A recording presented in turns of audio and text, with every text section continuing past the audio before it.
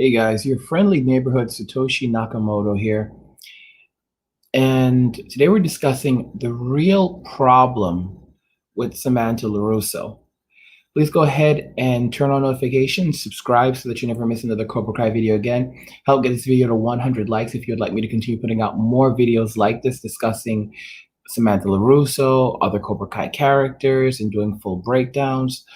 Also, please share this video on social media, so Twitter, Facebook, Instagram, and other platforms, so new and old Cobra Kai fans can find these videos and enjoy them. So today we're discussing the real problem with Samantha Larusso. And I feel like a lot of people, they overlook these problems. They overlook the issues that we are facing in our society today when it comes to people who are very much like Sam. Some of you are going to think, well, so you basically like making videos talking about Samantha LaRusso, finding faults in her character, but it's not simply that. Yes, I do find constant faults in her character, but I also find faults in the character of people like Dimitri as well. The truth is that Samantha LaRusso is a reflection of real world problems that we're currently facing. People who don't take accountability for the things that they do, the things that they say, their own actions, but then ultimately go on to blame others for the things that happen. For example, when Samantha LaRusso was in the car with Yasmin quite some time ago, back in season 1, and Yasmin's car struck Johnny's car. At that point, Samantha LaRusso was in the vehicle, and yes, she was mostly silent. But here's the thing about silence. Silence is compliance. All right? Regardless if Yasmin begged Sam, this is what I heard some fans said in the chat or on one of the comments, that Yasmin begged Sam not to, report the accident. It's ridiculous. The fact that Sam remains silent, silence is compliance. All right? So it's intriguing how Sam could get into a hit and run accident, but basically say that it's not her fault. She was more or less a victim of the situation because, she was just there. So she was not technically involved. But then she can go on to accuse Tori of stealing casually. And I'm not putting Tori on a pedestal. Obviously, I have had much more favorable thoughts of Tori than Sam. But Samantha LaRusso is the type of person that blames others for their own problems, that does not take accountability for anything, that creates problems and then walks away from them entirely. She's the type of person, this character is a reflection of the types of people who basically claim that, they support things like freedom, they support, ideals, conservative ideals, but in reality, they absolutely don't. In reality, they're very, you have people like that that are really just focused on themselves, and they're just basically trying to take whatever they can as they go through life. And if you look at the situation with Robbie, the characteristics that Sam has inherited, where it's not my problem, it's not my fault, is very similar with Daniel, who basically acted like, the whole confrontation with Johnny Lawrence in the original Karate Kid film had nothing to do with him whatsoever. He was just an innocent guy that was minding his innocent business, and he saw an innocent girl that he innocently liked, and he innocently went and confronted her former boyfriend, who was clearly a bully, and innocently tried to get her boombox back.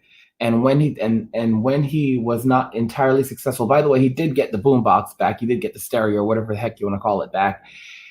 And when he didn't get it back in the fashion he wanted, because he was trying to exert himself as a dominant male, he then went on to try to escalate the situation using violence, at which point his act was deflected. From there, he goes on to find a karate master to teach him how to go and how to go and now pick another fight with the same individual. And if you watch the original film with Daniel, all he does is just constantly push Johnny, constantly push Johnny, constantly push Johnny. And it's ridiculous because when you think about where Johnny was coming from, Johnny came from a pretty broken home. He came from a really broken home. and he still tried to fight through that. And I'm not praising Kreese as the greatest father figure in history, but at the same time, if you'll notice, Kreese was able to get Johnny to stop, stop arguing with Daniel, leave him alone. All right. This is not something Miyagi was necessarily successful at. Look at what Daniel did to Johnny when Johnny was basically minding his business in the bathroom. He soaked him with water for no reason, as though like he's gonna get even with him. Like, why? I mean, at this point, you have everything you want. And you look at Sam and you say, this is this, and now Daniel is wealthy. And it's funny because like if you look at the recent season, like in season one, I think like someone draws on his billboard and he goes into like the other person's, he could have basically reported it as vandalism. He could have allowed the police to take care of it. What does he do? He goes to the other person's dealership and then kicks the cup out of their hand, basically showing that he's the tough guy. He's the tough guy. He's the good guy, but he's also the tough guy. I don't know if people ever notice that his use of violence is always there. Whenever he doesn't get what he wants, that's when it always becomes violent. He goes to like Johnny's house after Sam begs Robbie not to take her home. So he takes her to the only place that he can think of, his father's, right? And then Johnny opens the door and he says, okay. And he's like, because he realizes that all Daniel ever does is immediately jump to violence. And I understand Daniel's a worried father. Where's his daughter? But at this point, he could have calmed down a little bit. But of course, Johnny realized that the first move that Daniel was going to use was going to be a move related to some type of violence. And if you look at what happens with Samantha Larusso, it's interesting because, for example, at the roller ring, Tori bumps into her, pushes her. It's deliberate. What does she do? She immediately goes and tries to follow that up by one-upping her. All right? And it's insane because it's like everything is always about violence with the LaRussos. It really is. It absolutely is. And it's interesting because during the first Karate Kid film, like I said, on the scene on the beach where Daniel confronts Johnny and demands the boombox back, that was a confrontational act on his part. He was attempting to confront him. All right? And let's not joke about it. And it continues on to this very day with Samantha. I mean, look at what happened when Johnny confronted Daniel at his home in the first season. Daniel was more than happy to immediately jump into violence until Amanda Larusso stepped out and said, okay, how about this? Why don't you come inside, Johnny, sit down with us and have breakfast? And it's like common sense then finally prevailed at that moment. Like, yeah, that's a better idea. Maybe we can just talk the issues out. I mean, I want you to notice, like even on the beach, originally it was Daniel who, I think Daniel charged at Robbie, Daniel charged at Johnny, right? And yeah, of course, at first he demands the boombox, going back to the first Karate Kid film. Daniel, and he gets the boombox. He gets the boombox back from Johnny. He's like, fine, take it. All right. And sure, he shoved it at him, but Daniel wasn't hurt. He could have taken it. He could have walked away. He could have said, you know what? This guy is not nice. He's not a great guy, but I got the boombox back. Allie, here's your boombox. Nope. And it's a continuous pattern. And Samantha Larusso is constantly doing the same thing. When she went to the house for the party, I think that Moon invited to her. I think that was in season 2. And yeah, in season 2, before she kisses Miguel again, she has a choice right there. She has a choice, but she doesn't use it. All right. She has a choice where she can basically, Tori challenges her to a drinking game. She could have said no. I'm just being very honest. And yeah, she beat Tori at the drinking game. And some people pointed out that Tori was likely drinking before that as well. Regardless, she won. But do you understand? Do you see how confrontational she is? Where it's always about one-upping the other person. There was a scene in a series called One Piece, in an anime series called One Piece, where, Luffy learned, one of the main characters, if not the main character himself, learned that, there's times in life when you just have to say no. You just have to, if you're not in a situation where you're going to be experience serious harm that you can't walk away from, then realistically, there are times when you just don't fight. I'm being honest. You don't always have to fight in every situation. There are many times in life, in fact, in most situations, in a lot of situations, the best thing to do is just to walk away. All right. And after Sam got pushed into food, after she tried to, snatch Tori's purse and she got pushed into food, what does she do? She starts training in martial arts again seriously. Right. That's how I recall it. And if I'm wrong, you can point it out in the comments.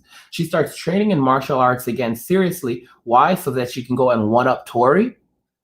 And keep in mind, Tori pushed her. It was not like they had like an outright. She pushed her off her when she tried to take her purse, but it wasn't like they had an outright fight or anything like that. It was just at that point, I mean, and Sam was wrong because ultimately it wasn't Tori who had taken her mother's purse. It was some of Robbie's, if I recall, Robbie's old confidant, right? And is there any apology from Sam on that part? Like, okay, yeah, I made a mistake. I messed up. You were not the thief, and I was trying to snatch your purse. Nope. She starts training in martial arts because she wants to get stronger. So she can go and take on Tori. Come on, you've got to be kidding me. And then, when people start talking about Kreese and insulting Kreese and calling Kreese the villain, it's like you start to wonder, like how much do you think about it? If they had listened to Kreese, like the slogan of No Mercy, if they had listened to Kreese, Miguel would probably not be in the hospital right now. He would have finished the fight with Robbie. Okay, he would have finished the fight with Robbie. Robbie would have been disarmed, and maybe then after that they could have had some resolution. And I'm not justifying everything that Kreese has taught, but I'm just saying look at the outcome. All right. The not my problem Larussos. All right. Robbie's headed for jail. We've, in the Netflix trailer, we saw that Robbie's headed to jail, right? He's handcuffed and everything. And where's Daniel? Nowhere. All right. The same person who taught him martial arts, where is he? Nowhere. Daniel blames Johnny for everything.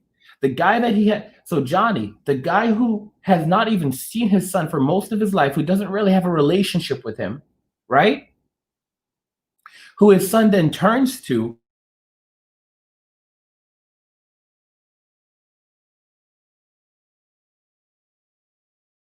and say he can come back to the house. He's like, take care of your own kid now. Just like that, he discards of Robbie, right? And it's so funny because even Sam felt bad. She was starting to feel something like, this isn't right. I'm the one who's responsible for this. I did the whole thing with Robbie. I told him to lie, and Daniel's like, I don't care. I don't care. At the end of the day, it's not my problem. It's not my problem. And even after the big fight, what happens? All right. What happens with Sam? Sam's sitting in the hospital. She's not feeling great after the fight with Tori. And what happens? She says, it's all my fault. She's having a moment of reflection where she's realizing that her actions contributed to the outright events that we witnessed. All right. To the fight, her kissing Miguel. Because at the end of the day, fine, you want to argue that they kissed each other? Fine. But she was involved. All right. And then Miguel basically said, you know what? Forget it. I'm not doing this. I have Tori. And then after Miguel said that, that's when Sam goes, yeah, okay. No, that's nonsense. That's nonsense. She was playing games. She was trying to work the field. All right. I mean, she went from Kyler to Miguel to Robbie. I mean, it's unbelievable. And like I said, silence is compliance. Silence is compliance. When she was with Yasmin all the way back in season 1, and Yasmin hit Johnny's car, she could have gone to the police. She could have reported it. She could have taken actions. But nope, she chose not to. What Yasmin begged her not to say. That doesn't mean anything. All right, that she was involved in an actual criminal act. It wasn't her fault, and if she had come forward and spoken up, chances are things would not have happened the way that they did. And here's the thing about police officers and law enforcement: they're usually a lot more forgiving. They're usually a lot more forgiving when a person actually comes forward and takes accountability. But that's something Sam doesn't want to do, and she's never really been forced to do it because her father always bails her out of every situation, and she always gets talked out of every situation where she would take accountability. Look at how she treated Aisha. Aisha was a good friend, evidently, and she, as soon as she ended up in high school and she's chilling with the popular kids, and the popular kids are like, Aisha just doesn't fit our mold. Sam is watching her friend basically sit alone, suffer alone, and she complies with the whole thing because she doesn't want to lose her social status. And it's funny because at some point the rich kids end up ditching her, right? Like Yasmin and her aren't friends anymore. Moon is like everyone's friend. I mean, she even invited Hawk to that party, right? So Sam doesn't have any real friends. And she bounces from one person to another because, she's one, she's pretty, two, she's rich. So that does give her a lot of advantage over others, right? And she uses that to her advantage. But let me tell you something.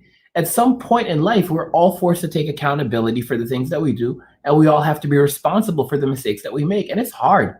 I live with that in my own life, and we've all been there. And even if someone else creates the problems in our life, it's still our problems to fix. The thing is, Samantha, she creates these problems and then she tries to let everyone else fix them for her. And she never, ever, ever on she tried once. Like I said, the end of season 2, she said it's all my fault, and immediately Daniel is like, Daniel's like, no, it's not your fault. And then Daniel sees Johnny in the hallway and he looks at him, like, just shakes his head at him like, you're bad news, And it's like, I'm thinking to myself, Miguel was Johnny's son. Miguel was Johnny's son, like any more than Robbie. Like, he loves Robbie. You can see he cares for Robbie, but Miguel, he loved Miguel. Carmen, he was in love with Carmen. He was building his life back. I mean, he had a family. Carmen, Miguel, he was really establishing. He had his dojo, and it's funny how hard Daniel was working to completely destroy what he had built. When the Cobra Kai kids vandalized Miyagi, though, that was absolutely wrong. That was completely wrong. But wasn't it Miguel who returned the that thing of Miyagi's that Daniel that was stolen? Like, wasn't it Miguel who did that? And isn't that Johnny's pupil, number one pupil, and more or less adopted son? Right? And of course, what does Robbie do? He doesn't even tell Sam about that. Why doesn't he tell her? Because he wants to have a relationship. All right? And yet Robbie is the one living with Daniel. So, and I'm not saying that, I'm not blaming Daniel for everything, but that behavior, that act of unaccountability, not taking responsibility for your problems, for your life, for your situation, that's something that came from Daniel. All right? That's like the household theme. The only one who's ever tried to hold Sam even a little responsible is Amanda. And, how does she punish Sam? She takes away her phone for a little while until Sam could sneak out and then everything is over. Like, what, you get into like a hit and run accident and, okay, well, I'm going to take your phone away for like a couple of hours. I mean, guys, wake up. Wake up. Eric, I like the way Eric Berra says it in the chat. Like, she and Robbie is the worst. I mean, and I feel bad for Robbie in some ways. And what makes me feel the worst for him is his father. It's not his father, but it's Daniel. It's Daniel. I want you to think about that, because where did he learn this type of thing from? He didn't learn this from his father, because his father wasn't really in his life. Stealing, lying, getting involved in this type of thing. No, where did he learn? He learned it from Daniel. Daniel has been doing this for the last 30-something years and nothing changes. And it hurt me. It broke my heart when Daniel, he's in the hospital. Johnny's in the hospital with Daniel at the end of season 2 after the big fight. Miguel is basically laying there. No one knows if he's going to be all right. Johnny's basically lost 2 sons. One son is now on the run and headed to jail. The other son is in the hospital. The woman he loves, and you can see he was in love with Carmen. He is in love with Carmen, just rejected him, told him don't go anywhere near Miguel, who he absolutely loves. He loses his dojo, and all of his students now despise him because they blame him for what happened to Miguel because he taught Miguel to show mercy. But at the end of the day, he's getting blamed and punished by everyone. And Daniel, what does Daniel do? Does the most cowardly thing imaginable after everything he's done as a martial arts teacher. He then shuts the dojo down. He's like, okay, now I'm going to run away. I'm going to, after taking these students in, after teaching all of these kids martial arts, especially people like Dimitri, all right, now I'm going to shut the dojo down and walk away, basically having no accountability for what he had done. I mean, it's unbelievable. It's painful to watch it. And that's the type of person that Samantha Larusso is. She's a reflection of her father because she's learned these behaviors from her father that she never has to be accountable for anything. And even when she's now seeing the ramifications of her actions, her father is still trying to push her to not take accountability. So I'm not saying that Sam is the absolute worst person in the world. What I'm saying is that Samantha Larusso is the type of person who creates problems in the lives of others, and then basically says that not only is it their problem, but then she blames them and says that she's the victim of all of this because she's always the victim. Norm says, Sam used Miguel and Robbie, changed my mind. She absolutely did. She absolutely did. And that's why I do empathize a bit for Robbie, because I can see that he was really trying to change. He was living in misery, living in an apartment where there was like no electricity, no food. His life, the way he learned to survive, he learned how to survive on the streets. I'm not justifying what Robbie did in his life, but I can say I can understand, why he did some of the things he did. And they're not justifiable. All right. He really came from hard times. But Sam, and Daniel, you've got to be kidding me. Sam has had nothing but a golden spoon or silver spoon, whatever you call it, in her mouth since the day she was born. Her parents are evidently millionaires or very, very close to that, because they can give away a free car they can give a car to Johnny to deal with the situation over the whole Yasmin thing, if I recall, without even feeling it. They've got tons of money. They don't have any problems to really worry about. And she has everything she wants. She drives a car that a person would have to work years just hoping to afford. She drives it casually. And all of this has happened is because she's never had to earn anything. Usually you would give a kid a used car, not a brand new car. You teach them about responsibility, maybe even have them work towards getting their car, and then you pay for the insurance. Just because they could afford it doesn't mean that she's entitled to it. Sam should never, ever, ever have gotten everything she wanted in life. And the problem is, it appears that she's just gotten that. She's gotten the car she wanted, a really nice car. She's gotten, whenever the relationships, her parents are very happy, like, oh, Sam's dating a new guy. Cool, we're cool with that. We're totally cool with that. Like they're the cool parents, It's interesting because I think it was Amanda who pointed out that, Sam and Robbie have been living together all this time for months. And what does Daniel say? I'm not ready to deal with that.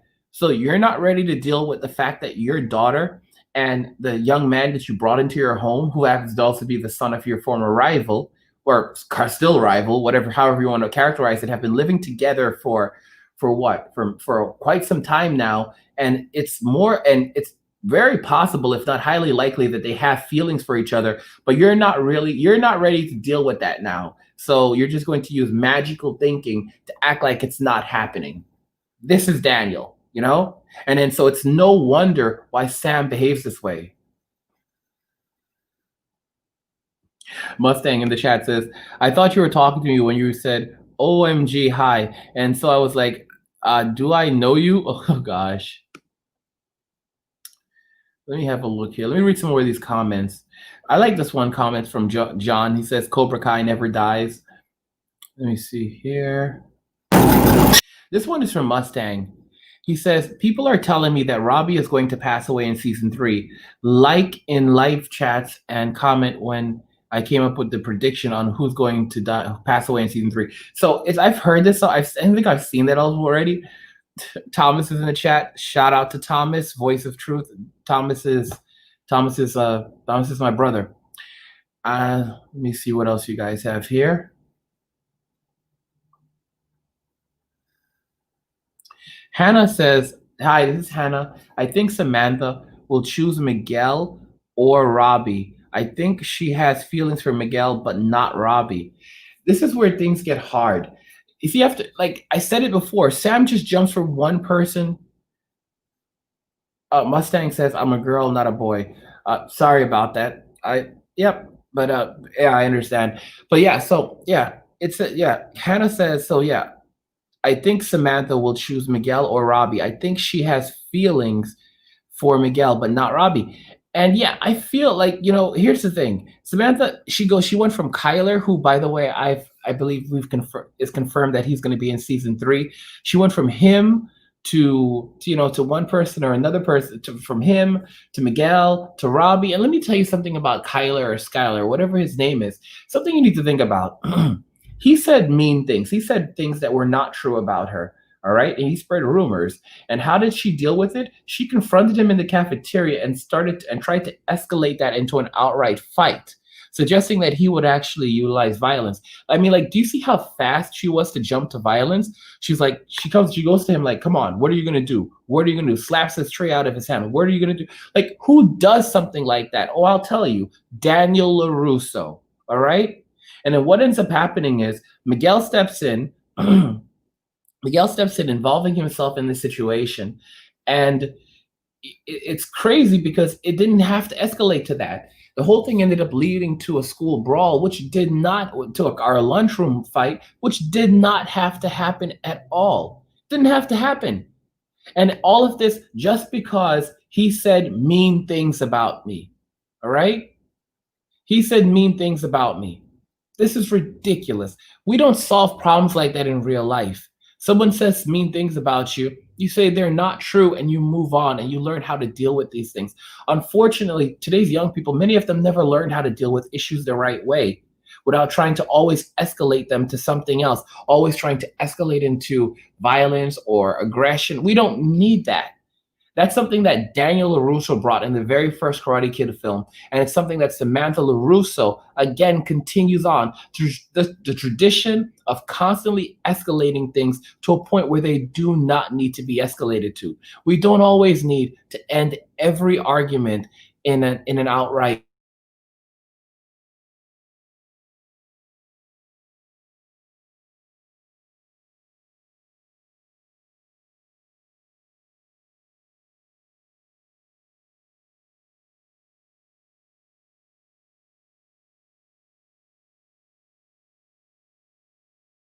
Show some mercy, but look at the repercussions that came along with that when he showed mercy, you know?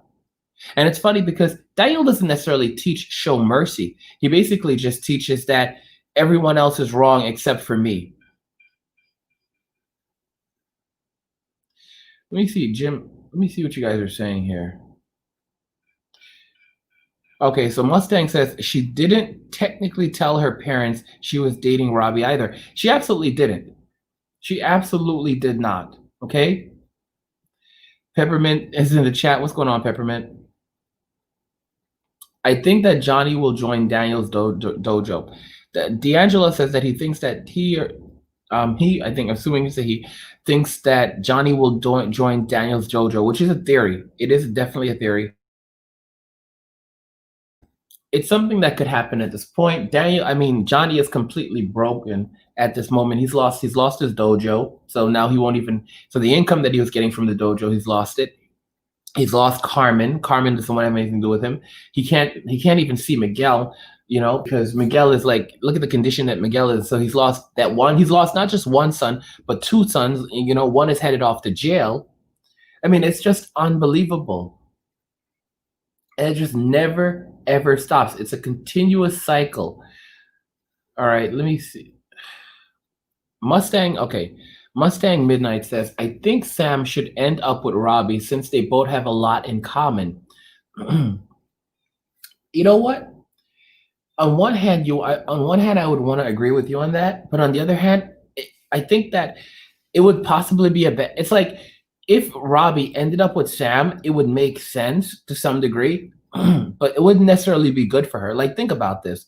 Amanda Larusso, I've heard people say that Amanda Larusso is the only good Larusso because she's not the same as Daniel. She's more reasonable, at least in some ways, and like the way that she was able to de-escalate the original confrontation between Daniel and Johnny when Johnny came to Daniel's house.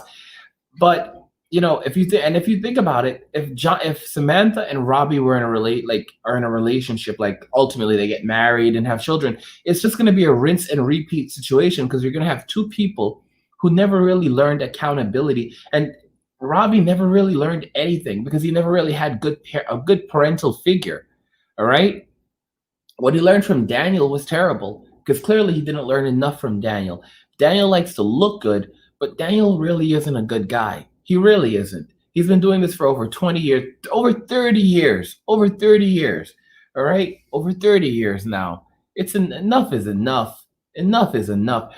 Razor says Robbie is also bad because Miguel showed mercy. Yeah, it's true. Robbie is also bad because Miguel showed mercy in the school fight, and Robbie just kicked Miguel. It's true. Razor, you're not talking. You're not saying something wrong. You're right. You're absolutely right. Okay. And if you want to talk about this, when you have a master, when you have someone who teaches you, that person is also responsible. That person is also responsible for having taught you. Okay? Your teacher is responsible for having taught you. And Daniel is like, I don't get that guy. He's never changed. He has never, ever changed. And I still feel terrible about how Sam treated Aisha. She never ever resolved it with Aisha. She treated Aisha so poorly, and it was never resolved. Let me see here. Mustang says, I think that most of Miyagi-Do's kids went to prison because in the trailer you see Robbie and another kid behind him that I think is Chris. Wow, that's a great point. I'm going to have to look back at that because I haven't done a full trailer breakdown analysis yet, and I think that it would be good to do a full trailer breakdown analysis to actually decipher what happened with Robbie, what happened with and if there were any other kids, because you're absolutely right. The Miyagi-Do students, they're not innocents. They are definitely not innocent in all of this. All right? Let me see here. Yeah, Mustang says, and some of the other kids behind him, and at the end, in No Mercy, you see a lot of Cobra Kai kids in the dojo. You really are, Mustang, you really have been paying attention. Razor brings up an interesting point that there's probably going to be 3 dojos. That's something that we haven't considered, that a entirely new dojo could end up forming.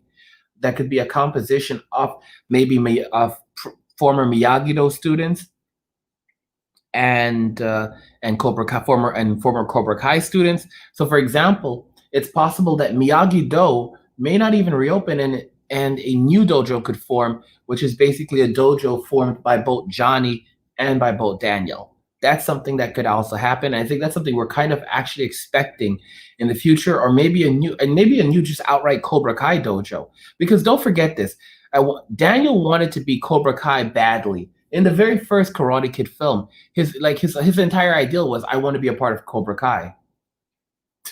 I love the way Ian says this. Ian says, watch Terry Silver show up and ruin Daniel's business. It's so true. It's so true. Brando says, but Miguel put Robbie in rage mode by telling him that Sam loves him and that he learned karate with Johnny. At the end of the day, he's telling the truth. I mean, here's the thing. I don't even remember when he said that, but it's funny because is he wrong though? Is he absolutely wrong? Is he wrong? Because look at what Sam did at the party.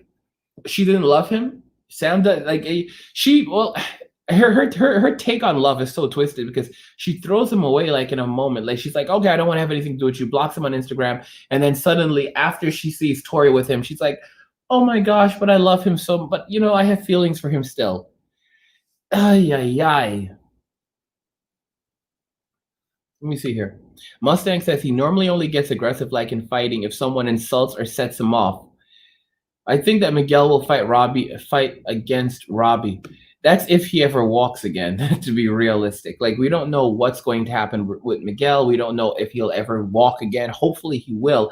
And even if he does recover fully from this, which is going to take some time, I want everyone to think about the notion that his mother may not want him ever doing any more martial arts.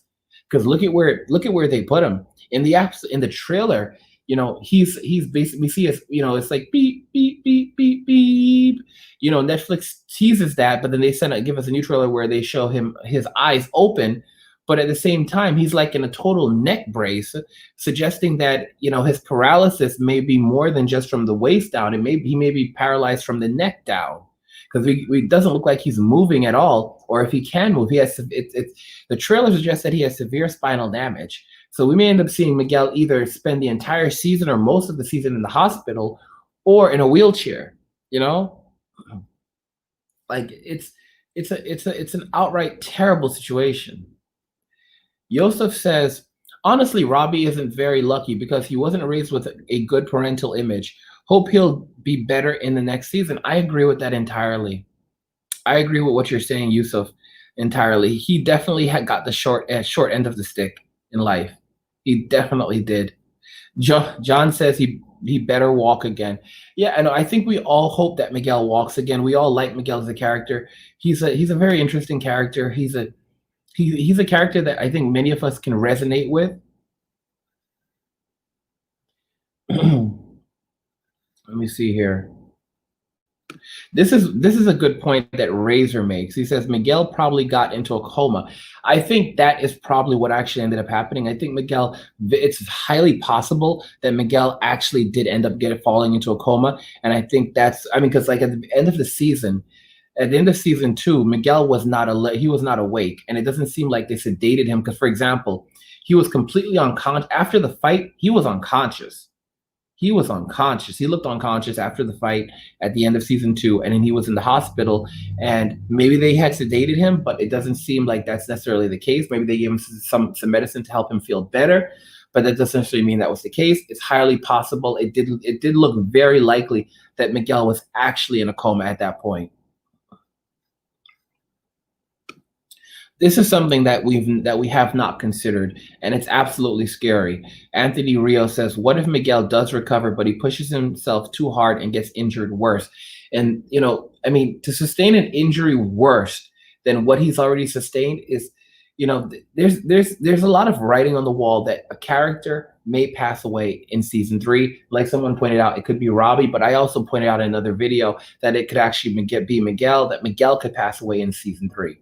And it's, I said leave the series, but he could pass away in season 3. And it's like they're kind of, and Netflix is basically like the whole thing with the heart, where it's like beep beep beep. It's kind of like they're playing on that. They're kind of like giving us a hint that some major character, be it Robbie or be it Miguel, is going to leave the series in season 3, and it feels highly possible, highly likely.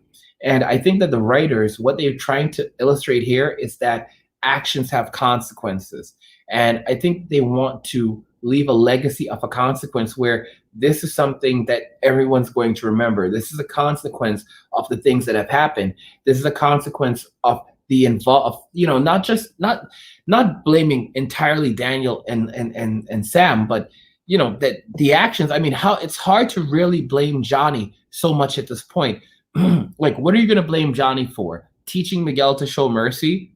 Trying to put his life back together, allowing Daniel to help his son, because Daniel, he allowed it. He allowed him to help his son. I don't know if he knew entirely, but he didn't stop him. What exactly did Johnny do wrong in season 2? I'm trying to figure out he's not a perfect guy. He's not a perfect guy, but what did he do wrong in season 2? Look at Hawk. Look what happened with Hawk.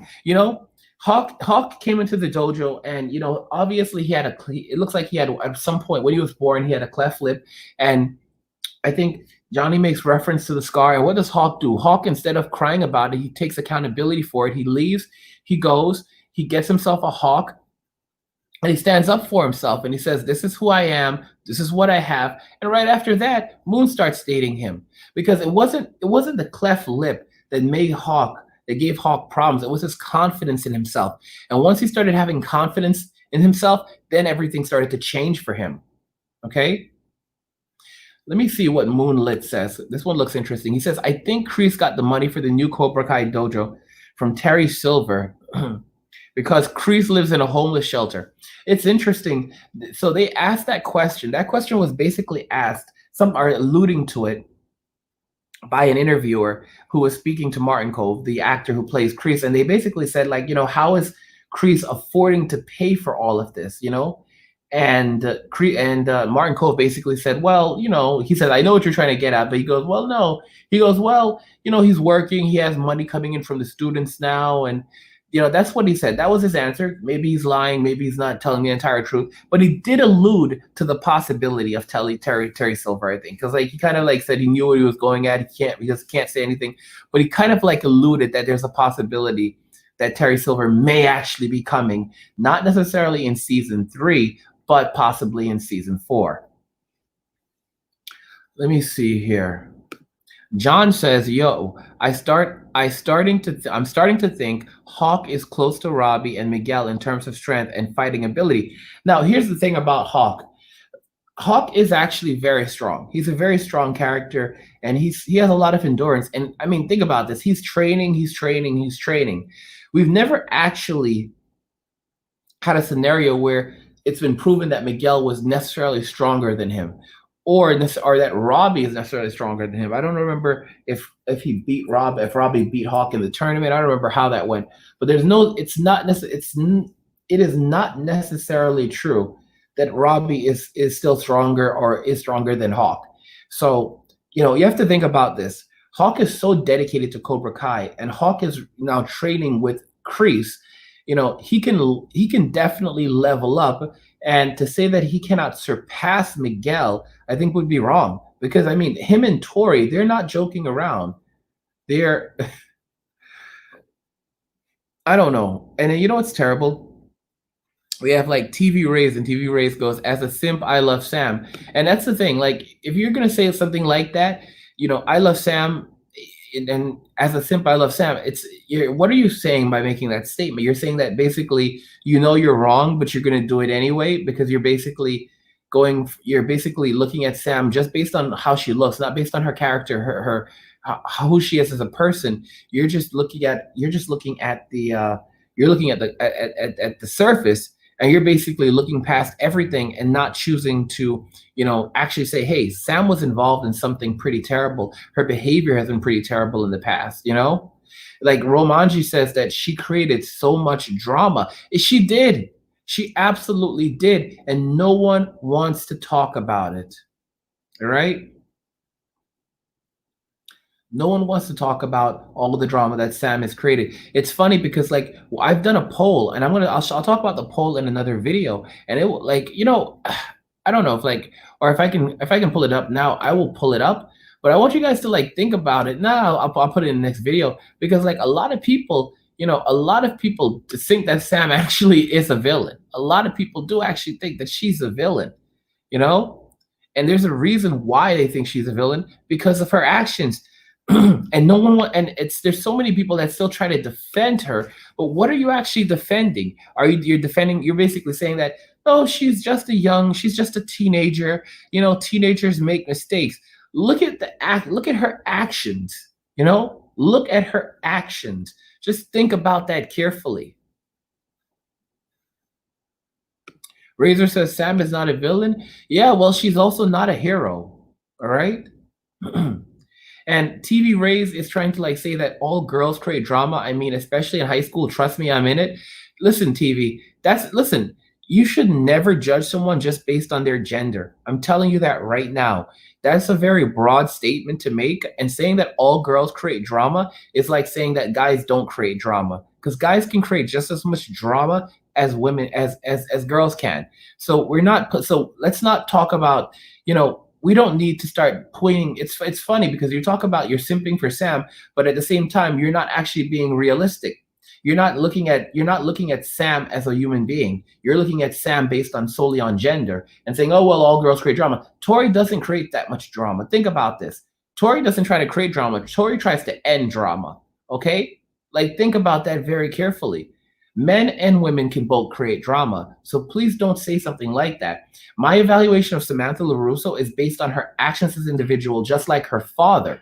It has nothing to do with gender, and you have to be very alert to that. Because at the end of the day, we don't need any more division in our society, and that's another thing that I'm talking about. When people it's people like Sam and people like Daniel that'll make broad statements like that. Well, it's because of someone's gender or their external characteristics. That's absolutely incorrect. All it has to do with is a person's character, a person's how a person behaves, how they carry themselves, and decisions that they make. That's what really matters. All right. So you really need to wake up on that and understand that it has nothing to do with gender. It has everything to do with the individual. And Sam's behavior, her father's behavior, these are traits between the two of them that they have. All right. Like Roman says, Sam is also a pretty bad girlfriend too, because Sam cheated on Robbie. I mean, yeah, she did. Can we all just admit that she casually cheated on Robbie when she kissed Miguel and then acted like nothing happened after that? Like, think about that. She cheats on Robbie, acts, and Tori sees it. She acts like nothing happens, and then continues on the very next day, or shortly after that, in school, oh, Robbie, everything's okay. Obviously she could feel that things were not entirely okay, but she knew what she did was wrong. And she was just continuing on, and it's frustrating watching this. Ian says, I don't know. Tori definitely provoked Sam and Robbie at the 80s roller ring skating. She absolutely did. She absolutely did provoke her. At that point, she was definitely not they were not on the greatest of terms at that point, and she did not want her speaking to Miguel. But the thing is that she had already drawn conclusions about Sam, that she was the type of person that that basically takes whatever she wants. And I feel like Tori was basically trying to assert herself and stand up for herself in the moment. And I don't justify what Tori did, but it's interesting because then after that, Sam more or less drop kicks Tori, right? That looked that was a drop kick. In the roller ring, she more or less drop kicked her in revenge. What the heck? Tori bumps into Sam, right? And Sam falls over. Sam's response, drop kick. What the heck is that? Seriously? You could have just literally said, you could have walked away. But you had to continuously escalate. Sam has to continuously escalate and prove that she's the biggest, she's the baddest, and that she will ultimately, get what she wants because she's the hero. And you know what's interesting? Daniel never seemed to ever have this realization because Miyagi was always there. Miyagi was always there to back him up. And Miyagi played a role between good and evil. And I think Miyagi leaned closer towards good, but Miyagi was also willing to dance in the devil's den. Just like when Miyagi had Daniel, go up against break the ice with his hand. And I'm thinking to myself, at the end of the day, that would have been a great time for Daniel to have just walked away. But you know what? Miyagi was like, nah, Daniel, you're going to go do this. I'm pretty sure you can do it. Go ahead and do it. And now what did he teach Daniel? That you can gamble and make some money this way, right? He taught him that he can go and do this type of thing. In reality, he should have taught him that there are times in life when you just have to walk away, all right? Just because you're strong enough to do something doesn't mean you absolutely should. Of course, Mustang is in the chat saying, I want Aisha back. I think I'll do another podcast discussing this for you guys because I know a lot of people are very upset about Aisha. I think it'd be great to do that. Roman JC says, I wondered why Sam didn't apologize to Tori when Sam realized that the thugs stole the wallet at the beach club instead of Tori. Exactly. I mean, imagine Sam Sam has a hard time putting herself in the shoes of others because she sees everything from her own perspective. She always sees herself as the villain. She doesn't as the victim. I said as the villain. No, she always sees herself as the victim in every situation. I'm the one who often sees her as a villain. but and some others maybe too. But she sees herself as a victim of situation, a victim of the events. Romanchi says, "I want Stingray back." Looks like Stingray has quite a lot of fans. Yeah, Stingray is so awesome though. Oh my gosh, I love Stingray so much. Like, yeah, like I forget his name, like the actor's name, but he is like no one. I don't think anyone would have expected for Stingray to have come this far for that. Like, when you first see this guy, like, he wants to join the dojo, and you're like, no, and then he actually does, and it's absolutely incredible because like you can see how much it transformed his life, it transformed his confidence. Initially, he wasn't going to even be allowed in. Johnny didn't want to take him in, and then he took him in. And it's funny because Stingray shows you what you can achieve at at almost any point in your life. Like he goes from he goes from working in working in like a store. I don't remember if it's like a video store or whatever, or like a Best Buy, something like that, to like working now, like applying for a job as school security. And this guy comes with confidence. He comes with absolute confidence, and you can see the transformation. But at the same time, that confidence comes from the responsibility and accountability that he's taken for his life and for everything. Anthony Rio says, let me see here. Anthony says that, remember, this whole show started because Miguel's grandma was having stomach problems. Yeah, I didn't even remember like that. Like, what did she need, some medicine?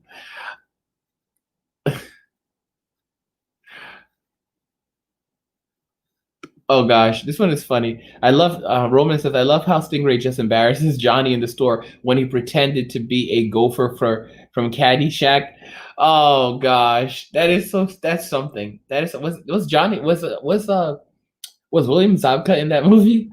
It's so hard to remember like everything with like the histories, because I didn't even realize that William Zabka had been in How I Met Your Mother, even though I had stopped. No, I watched How I Met Your Mother, I think, through every season. I just didn't finish it finish it in the final season, because I was like, yeah, I just didn't like the way they structured it, where like Ted is like, I think it was Marshall was driving to the wedding, and I don't like how they did it there, and like they were like trying to play it out over like every episode was like a part of like just like a little part of it. But I didn't even realize that William Zabka had been in How I Met Your Mother. I didn't pay attention because he looked so different. But I definitely think like like Barney pointed out, like he said it. Barney in How I Met Your Mother pointed out that he wasn't the villain. Like, William Zabka's character, Johnny Lawrence, wasn't the villain. He was, I don't want to call him a victim, because there are two sides to every story. So I don't want to call him a victim, but he was damaged by the situation. He was hurt by the situation. He was the one confronted by Daniel.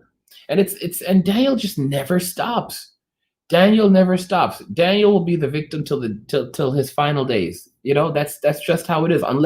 Unless he wakes up, and I'm hoping that he finds something in Okinawa. I'm hoping that he learns something in Okinawa. He learns to change. He learns that Miyagi was not all 100% a good guy. No one is all good or bad.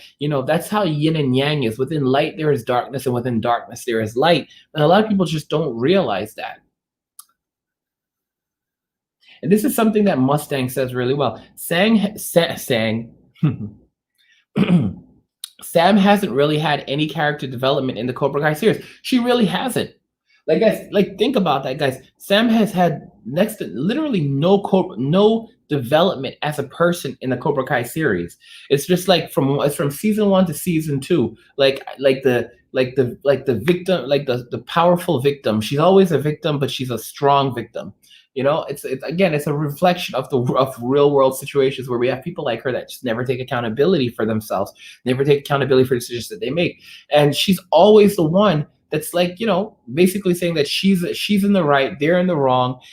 I mean, like, can you imagine? She tried to snatch Tori's purse. It turns out that it was actually these other guys that were stealing, and it doesn't look like she ever apologized to Tori. And of course, well, Tori pushed her into food. No, Tori pushed her off her purse. And Sam never actually had the humility to say, you know what? I was wrong. Tori didn't do this, and maybe I need to come down off my high horse a bit, because I was involved in a hit and run previously where I did not tell anyone what had happened.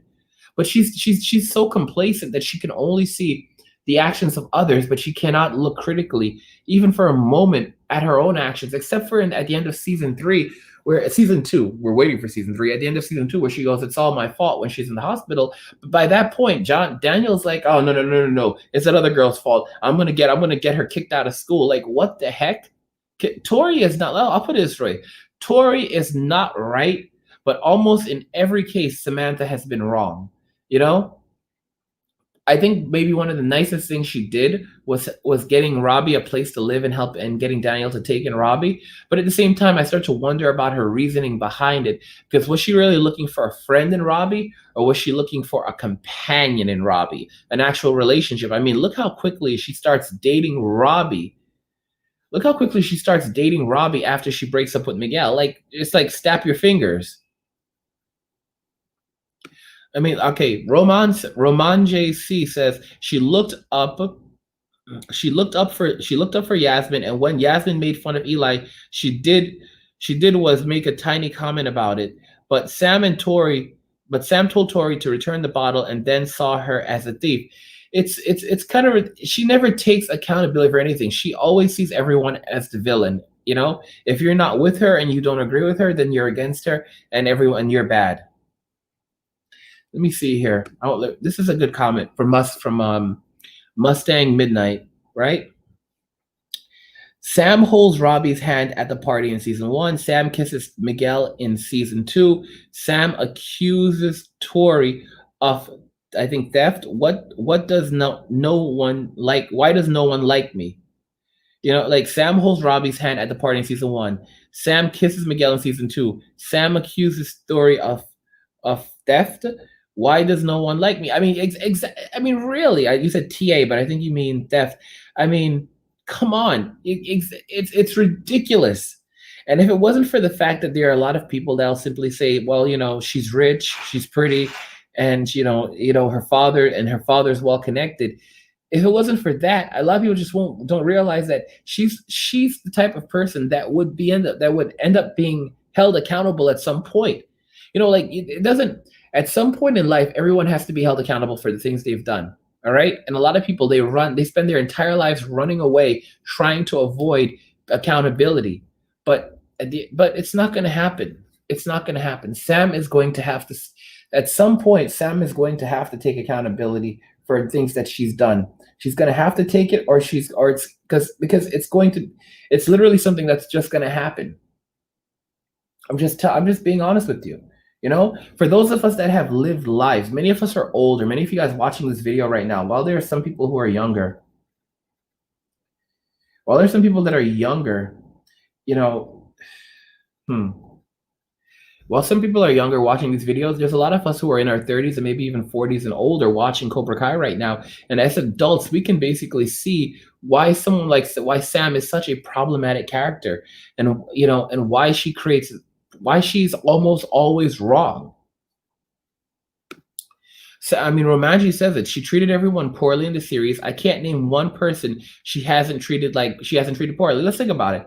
Her ex-boyfriend Kyler. Like, for example, yes, he wanted to escalate the relationship, but think about it. She wasn't like, she's not naive. She's not that naive. She was more than happy to have a relationship with him, and maybe even go to the next second or third base, if it wasn't for the fact that she suddenly felt emotionally disconnected from him because of what happened with Miguel. And she didn't treat him she honestly did not treat him very well. I mean, going and slapping the tray out of his hand, like suggesting that he was going to now escalate in violence. He never ever did something like that. She was the one trying to escalate. She treated him pretty poorly in that respect. I mean, to go and do something like that is ridiculous. I mean, and then to say, okay, well, Miguel saved her. Well, did Miguel actually save her? Miguel didn't save her, because no one actually can say that Kyler at any point was ever going to do anything when Sam slapped his tray. Kyler looks at her like, are you kidding me? I'm not gonna do anything. It's I mean, at the end of the day, Kyler is wrong for spreading rumors. Lies are wrong. Lies are terrible. All right. And I'm a person who totally despises lies. I don't like them. I think they're among the worst things you can do. but you have to be critical. You have to be realistic. Taking this approach, it's just too much on the part of Sam, and then acting like Sam, like Miguel saved her. No, Miguel didn't save her. He basically just got involved in a situation that she created, and then it makes her look like she's the heroine. She's the heroine. And here's the interesting thing about all of that: she was never in any. There was never anything when it came to Kyler, because she knew martial arts. She was quite well versed in martial arts, as we can see. At any given time, she had those reflexes. I like the way that Roman says. He says a real girlfriend would convince Kyler to stop being this type of person instead of shoving him into the movie chair. Exactly. Exactly. But that wasn't the reason why. That wasn't the reason why she did that. She did it because she only did it because she was upset about Miguel. That's exactly it. She was only upset about Miguel, not because he wanted, not because of anything else, but just because of Miguel. All right.